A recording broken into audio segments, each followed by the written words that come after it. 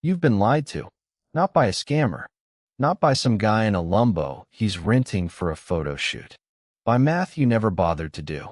Right now, millions of Americans are side hustling, driving for Uber after they're 9 to 5, flipping thrift store finds on Poshmark, running a print-on-demand store, coaching people on Zoom, trading stocks on their lunch break.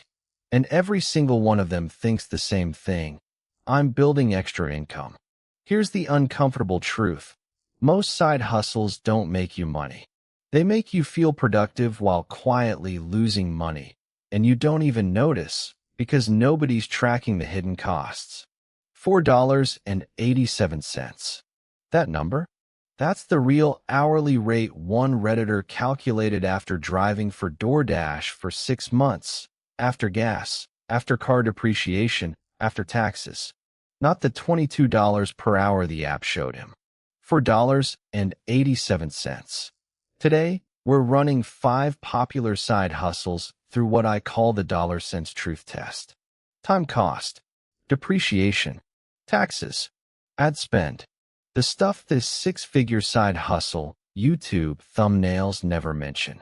By the end of this video, you'll know exactly how to calculate your real hourly rate on anything, and you'll never look at a side hustle the same way again. Let's get into it. Side hustle number 1. Rideshare and delivery. The hype. Turn your car into a cash machine. Drive whenever you want. Make $25, $30 an hour. Be your own boss. The hidden cost. Here's what the app doesn't put in your face. Vehicle depreciation. The IRS's own standard mileage rate for 2026 bakes in roughly 15 to 18 cents per mile just for wear and tear before gas. Gas. At current prices, that's another 12 to 15 cents per mile for an average sedan. Insurance gap coverage. Personal auto insurance often doesn't cover you while you're on the clock for a rideshare app. Many drivers end up paying for a commercial rider, adding $30, $50/month. Self-employment tax. You're an independent contractor.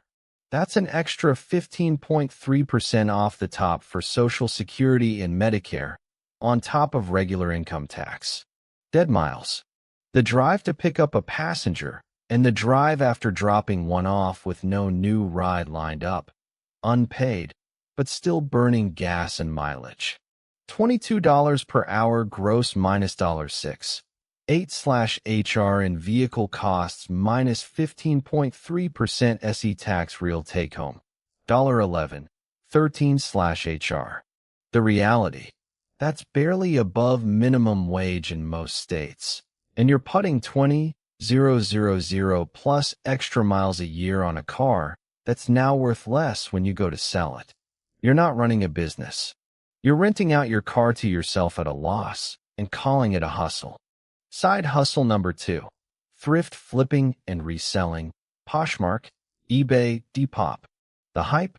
I bought this shirt for $3 and sold it for $40. Thrifting is free money. The hidden cost. One flip like that looks amazing. Nobody posts the other 40 items sitting in their closet that never sold. Sourcing time. Successful resellers spend 5 to 10 hours a week just hunting, driving to thrift stores, digging through racks. That's unpaid labor before a single sale. Platform fees. Poshmark takes 20% on sales over $15. eBay takes roughly 13% plus payment processing. Shipping. Often absorbed by the seller to stay competitive, eating another $4.08 per item. Dead inventory. Industry data on resale platforms suggests a large share of listed items never sell at all, meaning that cost of goods isn't just the sticker price. It's the sticker price on everything you bought, including the stuff still sitting in bins. Photography, listing, customer messages, returns, all unpaid time. The reality. When resellers actually track total hours against total profit, including the dead inventory, the real hourly rate frequently lands in the $6.10/HR range, not the I made $2,000 last month headline number that ignores what they spent to make it. Side hustle number 3, print on demand and dropshipping. The hype, start a store with $0 upfront. No inventory. Passive income while you sleep. The hidden cost. No inventory doesn't mean no cost. It means the cost moved somewhere you're not looking. Ad spend. Facebook and TikTok ad costs have climbed hard over the past few years. Customer acquisition cost on cold traffic for a new store commonly runs $15, $40 per sale before you've made a cent of profit. Platform plus processing fees, Shopify subscription, app fees for the essential plugins every guru tells you to install, plus 2.9% plus payment processing. Product quality control. Print-on-demand margins look fat on paper until returns, refunds, and it looked different online complaints start eating in. The learning curve tax. Almost nobody's first store is profitable. Most people burn $500 to $0 in ad spend just figuring out what doesn't work. Quick gut check. If a guru is selling you a $997 course on how to dropship, why isn't he just dropshipping? The reality. For every viral, I made $10,000 my first month story, there are thousands of stores that spent more on ads than they ever made back. This isn't a business. For most people, it's a lottery ticket with a Shopify subscription fee attached. Side hustle number 4. Teach what you know. Coaching and courses. The hype. You have knowledge people will pay for. Package it into a course, coach on the side, earn passive income. The hidden cost. This one's sneaky because the product is genuinely low cost to deliver. The trap is everything that comes before you can sell it. Audience building time. You need an audience before you have customers. That's dozens, sometimes hundreds, of unpaid hours making content, with zero guarantee it converts. Platform and payment tools. Course hosting platforms, email tools, scheduling software, often $50, $150/month in stacked subscriptions. Conversion reality. Even a decent-sized email list or following commonly converts at 1 to 3% into paying customers.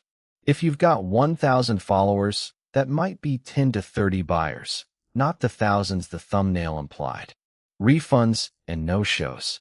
Coaching no-shows and course refund requests are a real, recurring cost most people don't budget for.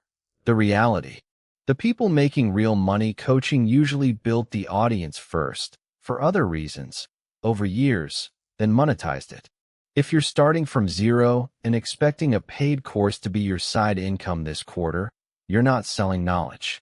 You're prepaying tuition to learn that audience building takes way longer than the hype suggests. Side hustle number 5. Day trading / stock picking as a side hustle. The hype. Trade during your lunch break. Turn $500 into $5,000. Financial freedom from your phone. The hidden cost. This is the one with the biggest gap between hype and outcome. The base rate. Multiple studies on retail day traders, including well-cited academic research out of Brazil and Taiwan, found that the vast majority of active day traders lose money over any extended period, and only a small single-digit percentage are consistently profitable. Short-term capital gains tax. Profitable trades held under a year are taxed as ordinary income, not the lower long-term capital gains rate, which quietly shrinks any wins you do get. Time cost. Watching charts during downtime isn't free. It's hours of focused attention that could go toward literally anything else with better odds. Emotional cost that becomes financial cost. Revenge trading after a loss is one of the most well-documented ways retail traders dig the hole deeper. The reality. This isn't a side hustle.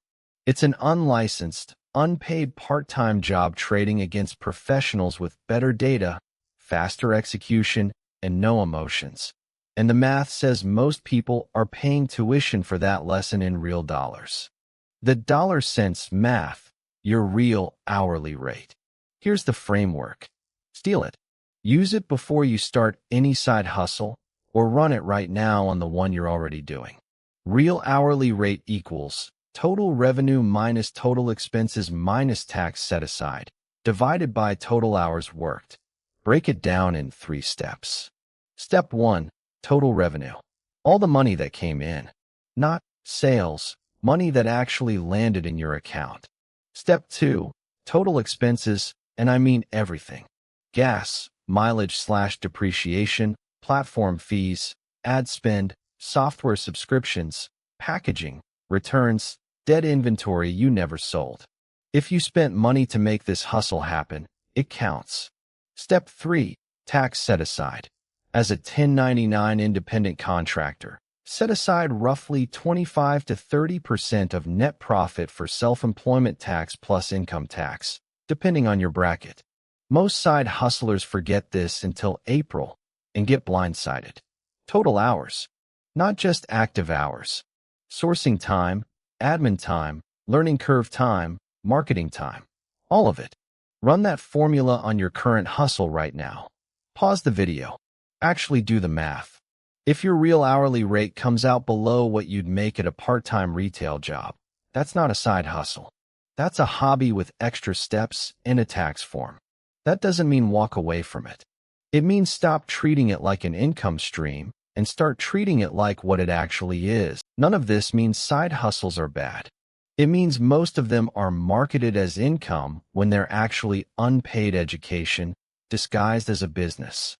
The people who actually build wealth from this stuff, they stop chasing the hustle after the math stops working, and they redirect that same time into building a system, an asset that pays them whether or not they personally show up, a skill that compounds, a small business with real margins, not gig app margins. Stop chasing hustles. Start building systems. If this video made you go run the numbers on your own side gig, good. That's the whole point. Drop a comment and tell me, which of these 5 is the one you thought was making you money, but might actually be costing you?